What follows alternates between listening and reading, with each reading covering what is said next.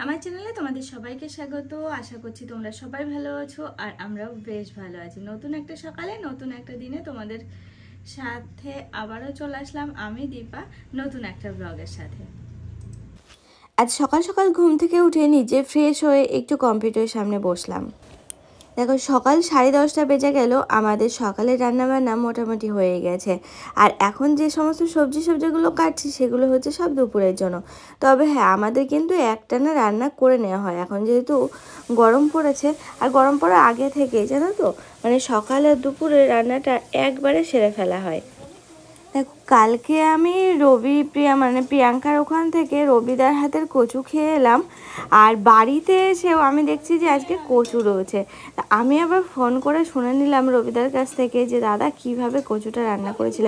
এত টেস্ট হয়েছিল আর এত ভালো লেগেছিল খেতে, তো বলে দিল। তবে হ্যাঁ, সব কিছু দিতে পারবো, কিন্তু আমাদের বাড়ি যেহেতু নারকেলটা কেউ খায় না, তো সেই জন্য নারকেলটা আর হলো না। আজকে রান্নাবান্নার সাথে বেশ অনেকটাই টাইম লেগে গেল আমার আর মার দুজনারই। আর এই দেখো আমি যেহেতু সকালবেলা ভাতটা খাই না, তো এই যে হাতের কাছে যা পাচ্ছি সেটাই খাচ্ছি, ফল টল এটা সেটা। আমার তো একটুও খেয়াল নেই, জামা প্যান্টগুলো সব শুকিয়ে গেছিলো, সব বৃষ্টির জলে ভিজে গেল। যা, একটুও খেয়াল নেই গো।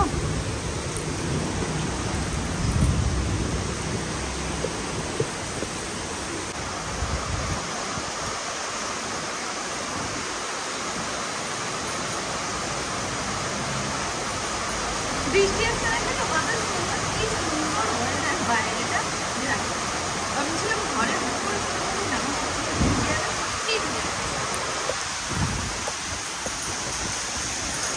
আমি যেতে পারছি না, এমন পরিস্থিতি।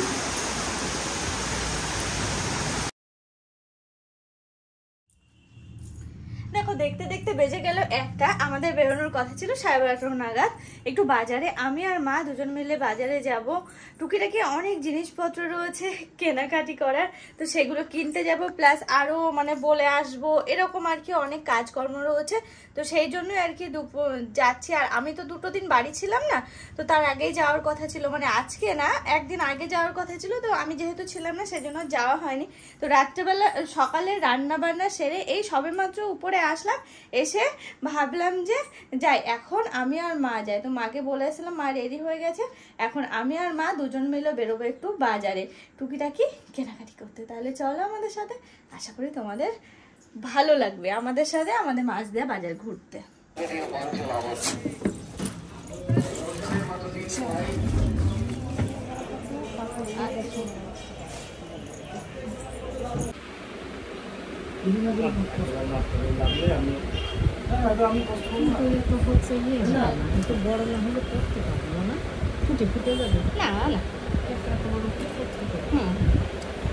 ভালো লাগছে। তাহলে এটা দুটো আর একটা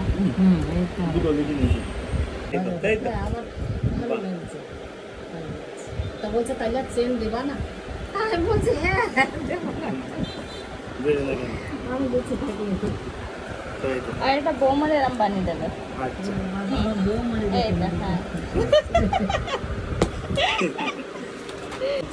তখন খুব বিক্রি হইতো এটা, দেখতে ভালো লাগে, কিন্তু রূপোর বালাগুলো এর থেকে আর একটু মোটা হবে না?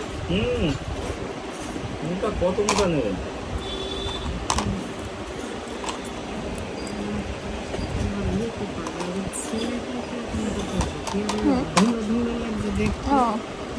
রূপোটা তখনই নিয়ে যাও মা, এখনই নিয়ে যাবো ভাবছো?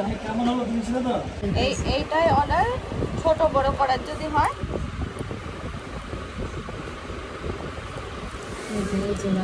সুন্দর লাগছে, ভালো আছে। শিকড় হয়ে গেছে, গাছ লাগানোর মতো হয়ে গেছে। হ্যাঁ একটা নাও। কত করে আটি? শিকড় গাছ লাগানোর মতো হয়ে গেছে মা। পচে মচে গিয়েছে একদম।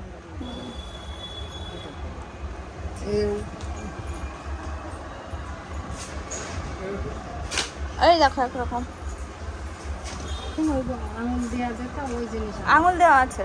আঙুল না, কালারটা অন্য কালার হবে না, সাইজ এর থেকে এক সাইজ ছোট হলে পা তো ছোট, হ্যাঁ 5 মানুষটাও তো ছোট। মানুষটা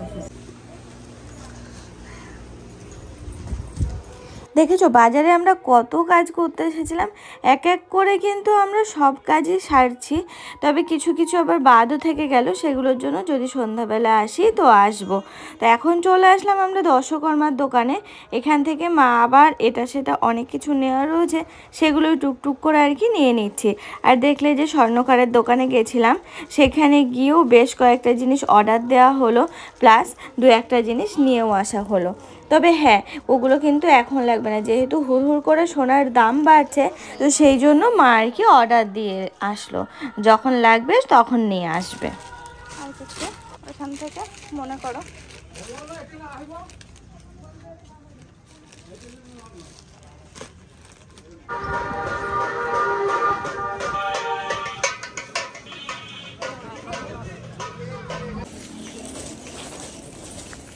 চল চল চল, রেডি হ। এই তো রেডি। কম্পিউটারটা অফ করে দিই, তাহলে রেডি হয়ে যাবো। এ দেখো সন্ধ্যাবেলা, আজকে সন্ধ্যাবেলায় বলতে হয় 7টা বাজে 10 বাকি, সবে মাত্র সন্ধ্যা দিয়ে ওঠা হলো। তাই আমি আবার রেডি হয়ে নিলাম সেই ড্রেস, সেই রকম ভাবে দুপুরে কিছুক্ষণ বেরিয়েছিলাম না, আবার সেই সব জায়গায় আরো যাচ্ছি। কিছু জিনিস বাকি রয়ে গেছে, তো দায়িত্ব পড়েছে আমার আর অর্পণের, তো সেরে সাথে সাথে চলে আসবো। হ্যাঁ এই তো ঘরে ঘরে। দেখো তোমরা আমাকে অনেকেই বলো যে দীপা এবার একটা বেবি নিয়ে নাও, সত্যি বেবি নেওয়ার সময় এসেছে। তবে হ্যাঁ, সবার প্রথমে আমি আমার শরীরটাকে আগে ঠিক করে নিই, তারপরে বেবি নেওয়ার মনস্থির করব। দেখছোই তো অনেক কিছু খাওয়া এখন আমি বন্ধ করেছি। আগে নিজের চেহারাটা ঠিক করি, নিজের শরীরটাকে ঠিক করি, তারপরে আমরা ওই সমস্ত দিকে এগোবো। তারপর তো ভগবান আছেনই, ভগবানের কৃপায় যা হয় দেখা যাবে।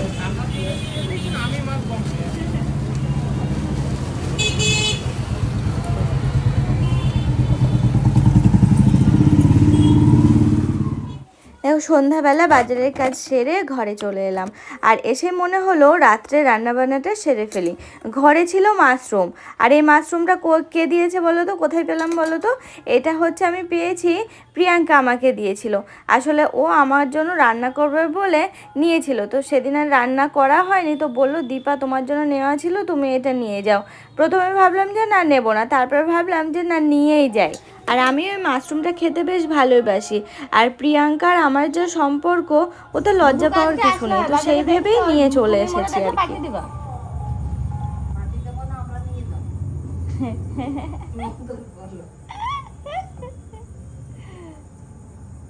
চলে আসবো, কতক্ষণ লাগে এখন সেটাই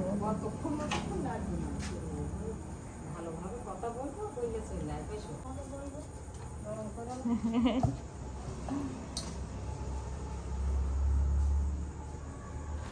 আর বলে না, কারেন্ট থাকতেও অন্ধকার করে বসে আছি, এত লাইট পোকা হয়েছে, এত লাইট পোকা হয়েছে, তার কারণে সব লাইট বন্ধ করে দূরের লাইট জ্বালানো রয়েছে।